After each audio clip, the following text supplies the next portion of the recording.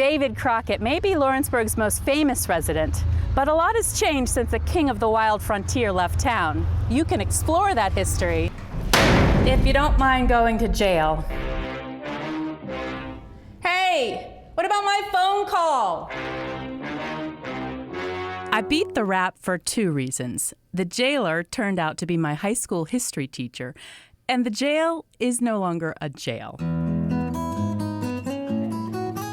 Well, I've been a history teacher for 40 years, and I like history, and they needed some help cleaning and fixing things up. So we got the whole jail kind of looking a little better and fixed up, and we started giving us stuff to preserve and show people, and it's just become a big-time job now, I guess. That big-time job is a labor of love for Curtis Peters, who's the president of the Lawrence County Historical Society. And he knows just about everything there is to know about this historic hooscow. The first jail was burned during the Civil War. So in 1893, they built this building. And it's been added on a time or two, but they used this as the jail for Lawrence County for 80 years. And in 1973, they were forced to build another jail. And the Historical Society got a hold of it and kind of renovated it and put it to use. Yeah, this little boy is in the second grade that was here yesterday, and he said, I don't ever want to be in jail. And I said, that's a good thing. Yeah. When people come in, you never know what they're going to want to do. Some of them like the whole full tour, you know, where you can tell them about everything here. Other ones like to look on their own and see all, read all, everything is in the museum.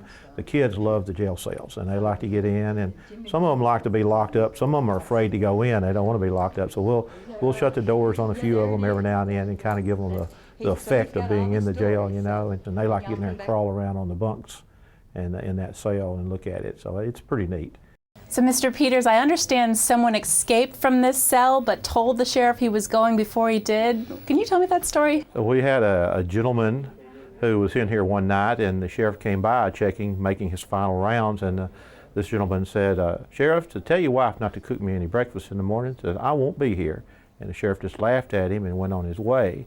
And sure enough, the next morning when he came down, the prisoner that was in his cell, somebody had gotten him a saw blade, and he had managed to saw through the bars back here, the top bar, bottom right here, pulled that one out and sawed the bottom one right here and bent it back and squeezed through there somehow. So I'm sure the prisoners back then were a little bit smaller.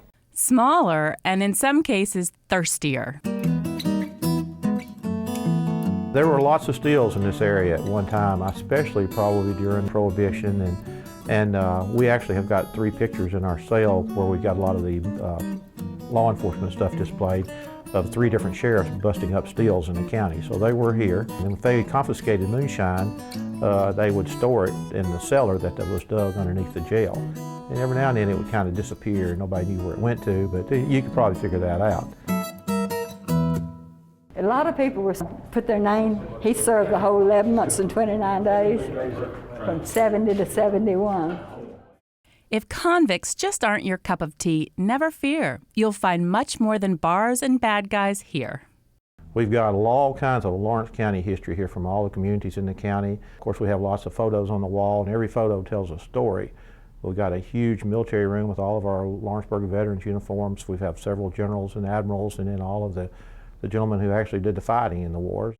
We had a gentleman here, his name was John Gwynn, and he fought in World War I and World War II. And in World War I, he was a corporal, and he won the Silver Star citation. And we have the actual certificate giving him the Silver Star citation, signed by General John Blackjack Pershing, and his Silver Star with 5 battle stars on his service ribbon. So we're kind of a place for people to present stuff that their family has had in the history of Lawrence County.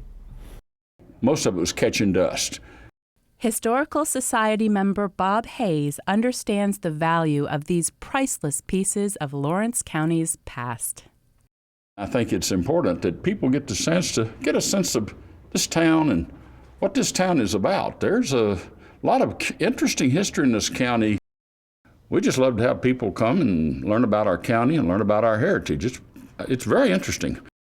And that heritage wouldn't be complete without a tip of the coonskin cap to one David Crockett. We do have downstairs 4 items that belong to Crockett. We have a key to his old distillery or storehouse. We also have an old plow point that he made while he was here. We have a couple of hand tools, an old froe he used for splitting shingles, and then a hand sieve that he used for cutting grain. He was in Lawrence County from 1817 to 1822 and became one of the first 5 commissioners for Lawrence County. And he was given the task, him along with the other 4, of deciding where Lawrenceburg would be. He got elected to the state legislature, and while he was gone to the state legislature, we had a huge flood which washed away his mill, and so he decided to leave and go west because he never did stay anywhere too long.